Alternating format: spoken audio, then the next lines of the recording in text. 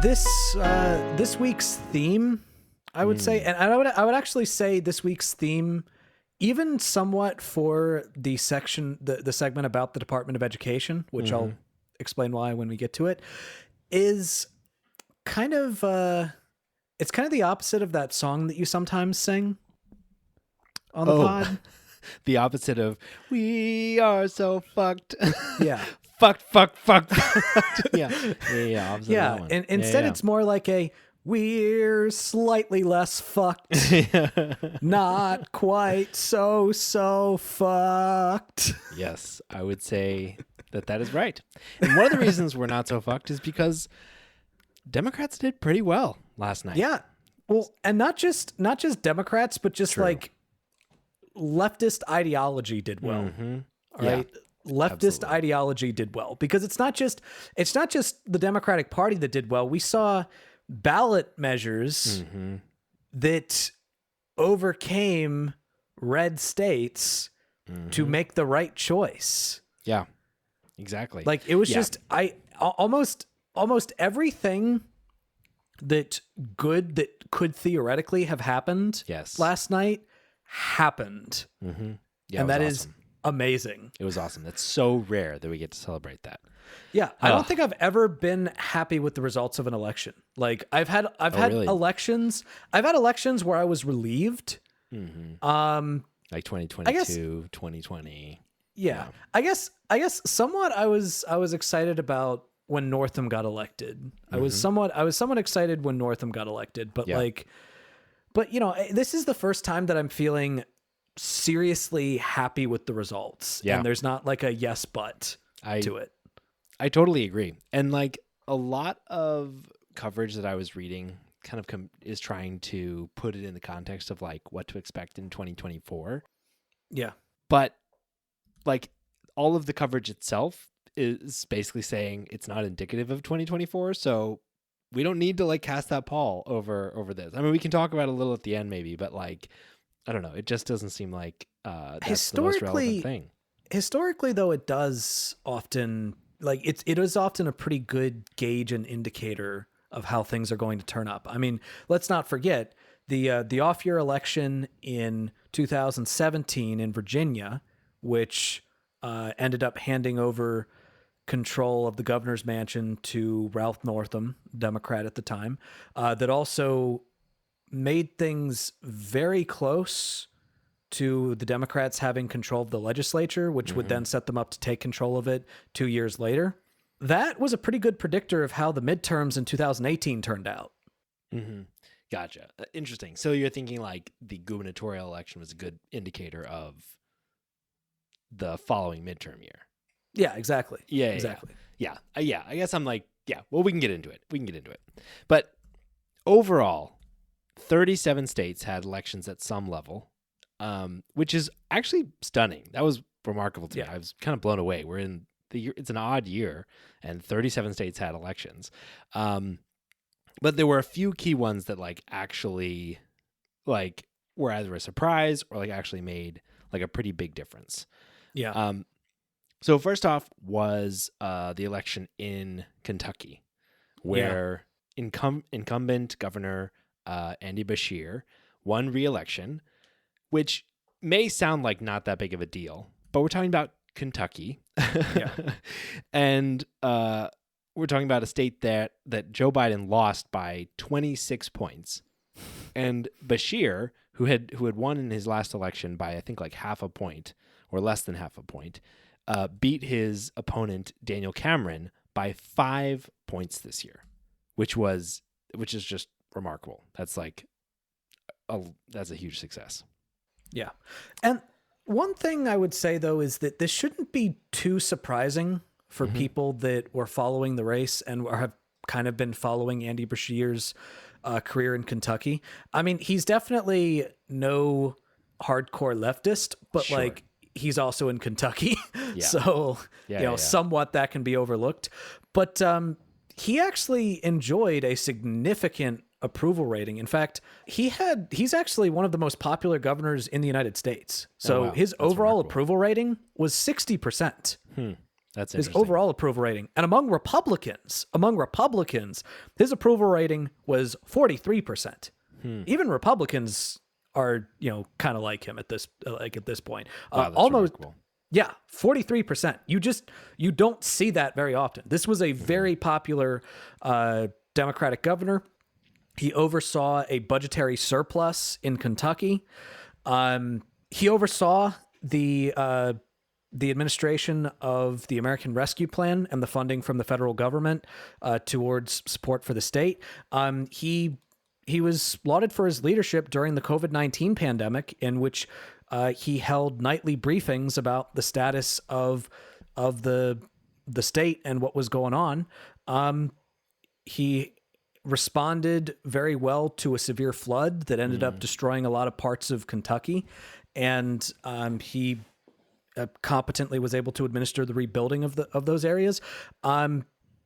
This was a popular and effective governor. Yeah. So it shouldn't surprise people too much that he was able to eventually win. And I actually saw some debates that he was having with his opponent where the thing is, Republicans, even in red states, understand that abortion is not a winning issue for them. Yep. They understand that. His opponent, Daniel Cameron, would be asked in these debates, hey, you supported these abortion laws that would allow for no exceptions for abortion. Like, do you still support that? And he would be like, well, if somebody passed, if the legislature were to pass a law that had exceptions, then I would totally vote for that. And it's like, but would you fight for it? He's like, well, if they passed it, I would totally vote for it. And then Beshear comes in and he's like, okay, so he's not answering the question, but I'll give you a direct answer. Yes, I do believe that we should be fighting actively for abortion rights. Yeah. I'm giving you a straight answer. I'm telling you who I am. Yeah. And it's like,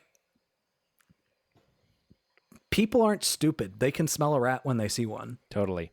I think that's a theme definitely for the night, and I think really for the last midterm election as well, is abortion is a losing issue for Republicans, and Democrats are reaping the benefits of that. Yes. Absolutely. And nowhere was that more true than in Ohio. This was a really exciting outcome. Again, I think similar to Andy Beshear, not the most surprising outcome if you're paying attention, but really exciting, and it was definitely a nerve-wracking experience going into this. So Ohio passed a ballot measure that enshrined the right to an abortion in the Ohio state constitution. Woo! Which is fucking awesome. That is really, really great. Even prior to Roe versus Wade being overturned, Ohio had one of the strictest abortion laws in the country. Yes. Yeah, this is like if you were just looking at the makeup of the government and like the makeup of the laws, like at this point or prior to Roe, like you would think this is not going to happen. Similar to kind of, not exactly the same, but similar to kind of Kansas. But again, abortion is a losing issue for Republicans. Abortion restriction is not popular. And it is something that Democrats can effectively organize around. And so this ballot measure faced a lot of challenges. So earlier this year, there was an effort by the Republican government to attempt to make it more difficult to pass this referendum and amendment to the Constitution, to raise the bar to qualify for the amendment. And Democrats were able to effectively organize around that very obscure change to prevent it from going into effect. And as a result, they were able to pass this constitutional amendment in Ohio, which passed by 12 fucking points. Yeah. Which is crazy. Not even close. Crazy. Not even close. This one analysis I was reading about was really interesting too. So this was analysis by Politico. So it was looking at the 80 counties in Ohio, which had reported completed results. And they found that the yes side, so voting to support the amendment, exceeded Biden's 2020 margins by about 10 points on average in counties where Democrats, where Biden lost, right? So the yeses that delivered this victory, and like in like counties where he won, like the yes side overperformed Biden, but like by a much smaller margin. And so it's remarkable to see that like not only is this Democrats coming out to vote in like a midterm election, but also like potentially counties where Biden lost significantly, like more conservative folks potentially delivered this amendment to the Ohio Constitution in favor of enshrining abortion, which is pretty remarkable. Yeah. And I think that there's some important things that we can actually take from this going forward. The Republican strategy regarding abortion has been trying to frame the Democratic side as the unreasonable people that want you to basically be able to kill a baby up to the point of birth. Yep. And that is what they went with in their ads attacking this. Mm-hmm. That was their whole strategy. It's like, this is an extremist measure to try to allow for the killing of babies up until the point of birth. Yeah. And what we should take from this is that people are seeing through that shit. That is not a solid strategy. Most people understand abortion enough to know that most abortions that actually take place happen within the first trimester. Mm-hmm. All right. And the ones that don't happen in the first trimester are usually happening due to complications. All right. Sometimes it might be due to lack of access. Sometimes it might be due to lack of financial ability. But most of the time there's some type of crisis that will happen. Mm-hmm. Some type of crisis that occurs. And in order to protect the health of the mother, you have to get an abortion. Yeah. The problem is all of these states that do have those abortion bans, even if it's just like a 15-week ban, what ends up happening is the way that hospitals interpret the laws is by basically saying, all right, unless you are dying on the operating table right now, you don't get an abortion. Yeah. Even exceptions are not very effective at protecting pregnant people. Exactly.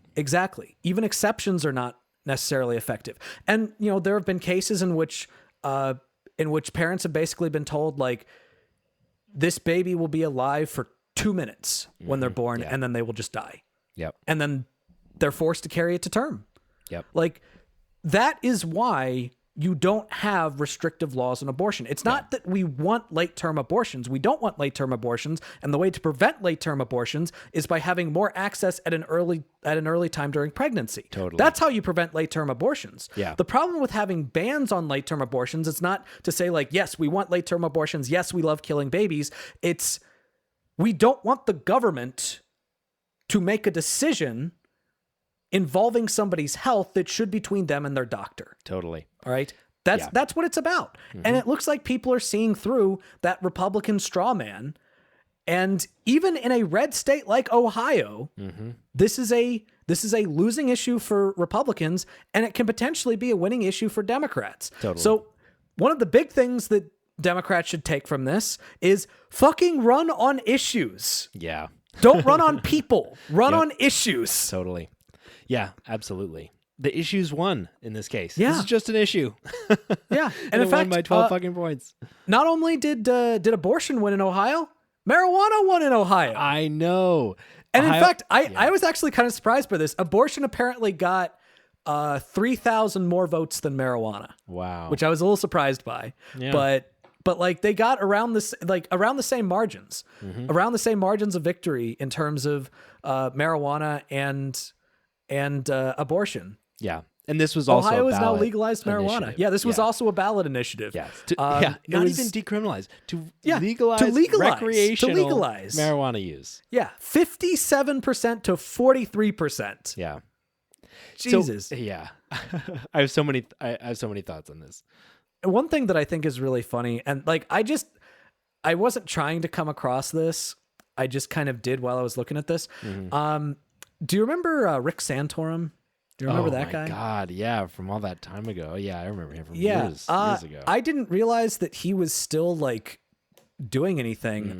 But like he weighed in this Hill article on Ohio, and his commentary on this is just so telling of this is kind of one of those moments where, bro, shut up, you're saying the quiet part out loud, all right? don't admit this. Yeah, he was saying the quiet part out loud before it was cool, honestly. That is true. Yeah. So he, in response to this, he was on Newsmax, and he said, quote, "Thank goodness that most of the states in this country don't allow you to put everything on the ballot, because pure democracies are not the way to run a country." So Okay, if you let people actually decide, on how many freedoms they should have, like, they're going to make the wrong choice. You can't let people decide what type of freedoms they have. You have to let me, a self-important theocrat. Yeah. Yeah. I have so many thoughts about all this. First off, I was thinking the exact same thing, like as the counterpoint to Santorum's point, which is, what a remarkable failure of our representative democracy at the state level, that so many like issues in the last few elections have been overwhelmingly decided and supported by ballot measure. Yeah. Like, how absurd and how frustrating that it takes putting a measure on the ballot that gets overwhelming public support to like raise the minimum wage in Florida and like put, legalize marijuana in various states and like protect abortion, all of these things that should be normal legislative activities. These are not like fucking like defining new civil rights or whatever. This is just normal legislative type activities that require direct democracy to implement in these states whose state legislatures have fucking failed them. Yeah. It's no surprise that it's like Republican legislatures that have failed. Yeah. Yeah. I know that I'm the one that brought this up, and I'm kind of platforming this, but I don't know why the Hill was interviewing this guy. Like, we don't need to spread Santorum anymore. Nice. Good one. Google it. Yeah. Don't Google Santorum, or at least Google it. Use Google a private it. browser. Google. The other thing I wanted to say about like abortion in Ohio and kind of like the abortion trend recently, the main thing I think is like, it's really hard to make the case that Democrats are being like extremists when they're basically just saying maybe we should like have reasonable abortion laws, and Republicans are saying like banning abortion or 6-week bans or all this stuff. Like it's just not intuitively appealing to be like, oh yeah, that 6-week thing when you don't even know you're pregnant, that's like the reasonable middle of the road position. Like, even if like just as a matter of discourse, it's like, no, that it's a brand new position that has only been around for like a year or two. So how can that be the most reasonable and middle of the road one? Yeah. I would just like to point out, so when my wife and I did IVF, like as soon as the implantation actually happened, technically that counted as like 3-4 weeks pregnant. Right off the bat. Wow, that's crazy. Think about that. Crazy. Just think about that the next time someone's talking about a 6-week abortion ban. Just think about that. Yeah, totally.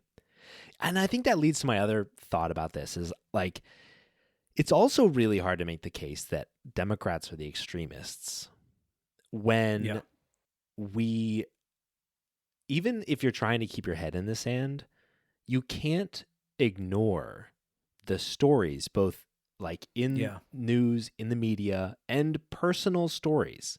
This is affecting people that each of us know that are, about people being prevented from being able to get abortions when intuitively we believe they should. Like we keep hearing about these stories where or women or people who become pregnant are like forced to nearly die before a doctor can intervene terminate a pregnancy to save their life. Yeah. Or like, was it that fucking teenagers was it who are forced to travel across state lines went to like terminate a pregnancy resulting from like statutory rape. Like these, and then are, there was And then there was that fucking, what was it? It was either North Dakota or South Dakota governor that basically said, like, what was asked about the 10-year-old and basically was like, oh, well, little girls love playing with little dollies. Yeah. And it's like, are you fucking kidding me? Yeah. You don't have to breastfeed a dolly. Yeah. You know, you don't have to put your body at physical risk with a dolly. I would just like to point something out. So if there's one thing that being the partner of a pregnant woman has taught me, has reinforced into me, is that, look, I am so excited about being a father. I'm so excited about having a child, and I'm excited about the pregnancy. Like every time I put my hand on Jess's tummy and I feel a kick, like I get excited. Right? I will say, I get it. I have an emotional connection to that child, even though she's not born yet. I do have that. However, the amount of shit that Jess has to go through that involves pregnancy, especially with her because it's a higher risk pregnancy, the gestational diabetes that she's having to regularly take insulin for, the regular checkups, which if we didn't have decent insurance, that would cost a fuck ton of money. Yeah. Like all of the financial burdens of pregnancy and the health risks of pregnancy, this has really reinforced to me that nobody should have to do this unless they really want to. Yes. Nobody should have to go through this unless they want to. I think the greatest success of the pro-life propaganda, which they are, thank goodness, fucking squandering with all these extremist bans, is setting up a false dichotomy between passionate love for our babies, for our pregnant partners, for our pregnant partners' pregnancies, like setting up a dichotomy between that powerful paternal and maternal love for even an unborn, fetus. Yeah. And setting it up against the right to choose what happens to your body, even after you've begun to, no offense, host a parasitic organism.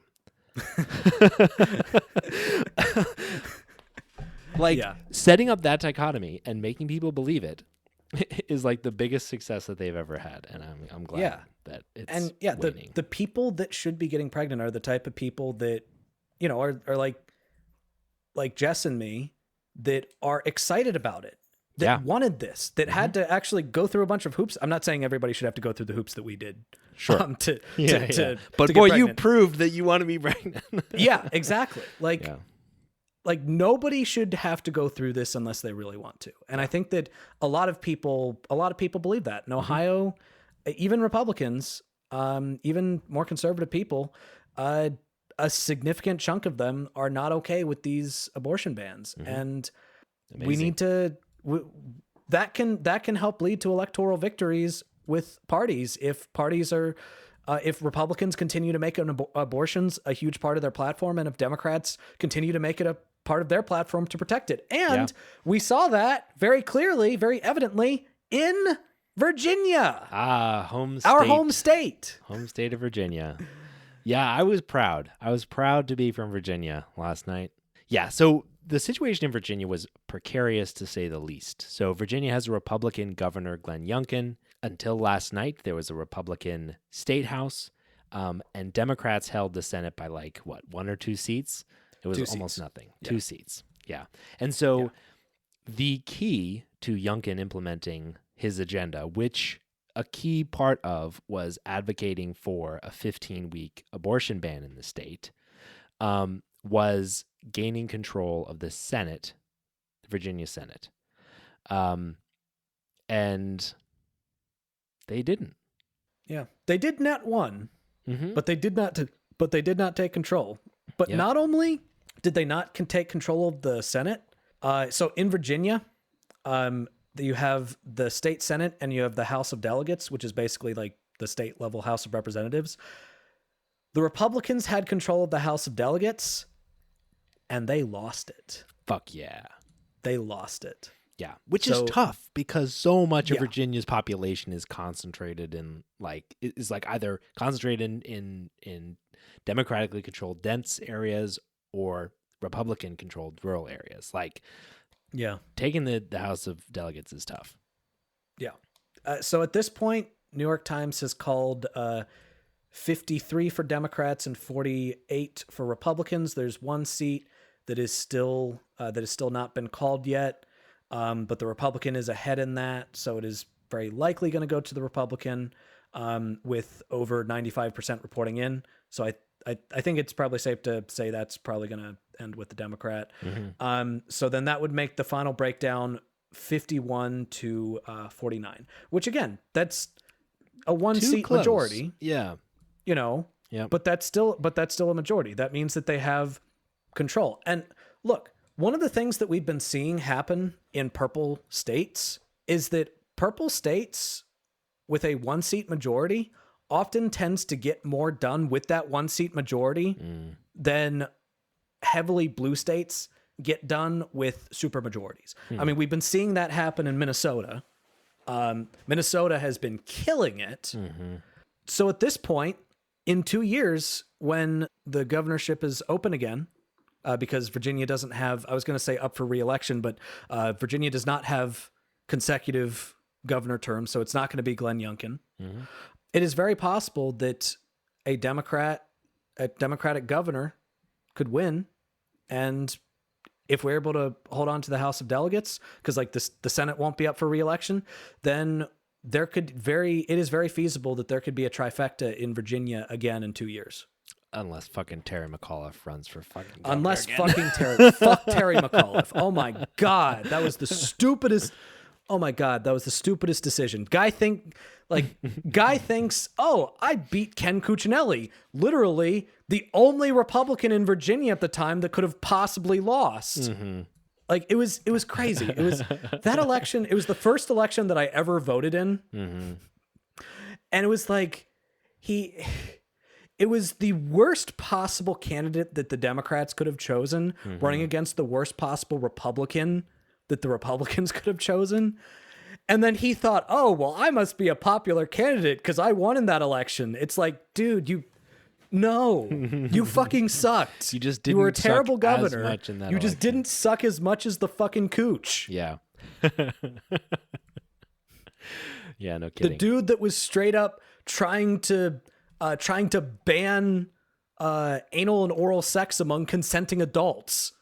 Yeah, which is a losing That was issue an in actual Virginia. thing that he was running. That was an actual thing that Cuccinelli was running on at the time. Yeah.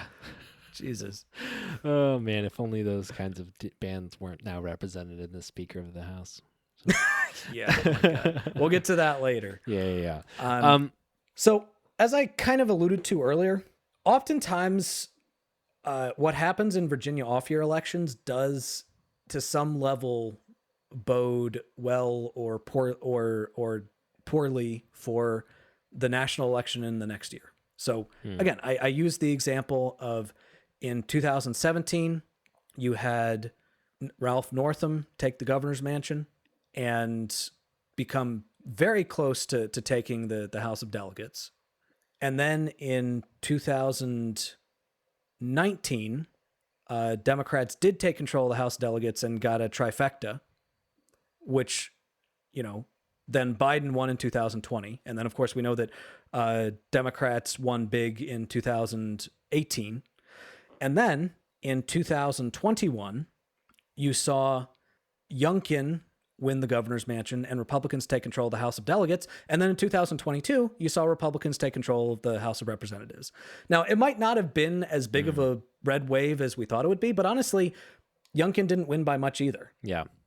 So those last several elections have been a pretty decent predictor. Now, it's not the end all be all, but this could potentially bode well for the Democrats' chances in 2024. That would be really exciting. I would love to see Virginia go again for a Democratic president. That'd be awesome. Oh, I'm not just talking about Virginia Oh, I going for know. a Democratic president. I'm talking about generally. Overall. Yeah, overall. I think that Virginia, at least on a presidential level, I wouldn't say it's a solidly blue state. Don't become complacent. Yeah. But it's pretty definitely consistent. been trend. It's been pretty consistent for Yeah. a while. Yeah, it's true. It's true. Okay, one other thing I have two other things I want to call out. One is in Pennsylvania. Democrats held control of a Supreme Court seat in Pennsylvania, which is really important because we know there's going to be election fucking shenanigans. And so having someone on the Supreme Court or in that seat in one of the biggest battleground states with a huge electoral college is going to be really super fucking important, which is also super exciting given that Democrats also put a Democrat on the Supreme Court in Wisconsin earlier this year. So we don't have to talk too much about this, but definitely an exciting development for sure. One other thing I want to mention are school boards, because it's obscure because there are so many tiny fucking school boards, but they're like pretty important and they're a very hot topic right now. And then they've been an area of focus for conservative groups specifically.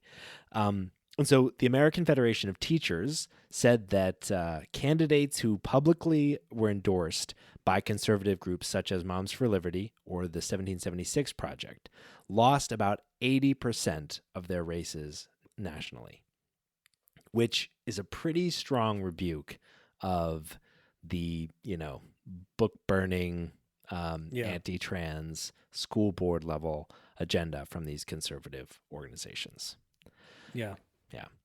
And there were a bunch of like individual cases where specifically like school boards that had either implemented or attempted to implement really onerous restrictions on, LGBTQ students or eliminate books or, prevent them, like removing them from the libraries or stuff like that. There were a bunch of examples of like school boards that implemented those policies flipping for Democrats this year, which they're supposed to be unaffiliated positions, I think, in most places. But when you have people vocally talking about anti-trans issues and banning like history books, you kind of know which side of the aisle those folks are on. So like candidates who support the LGBTQ students and accurate representations of history and representations of minority and vulnerable groups in our libraries won pretty big. So not everywhere. Like Republicans definitely made some progress, flipped some school boards, but definite progress for more liberal candidates on the hyper local level.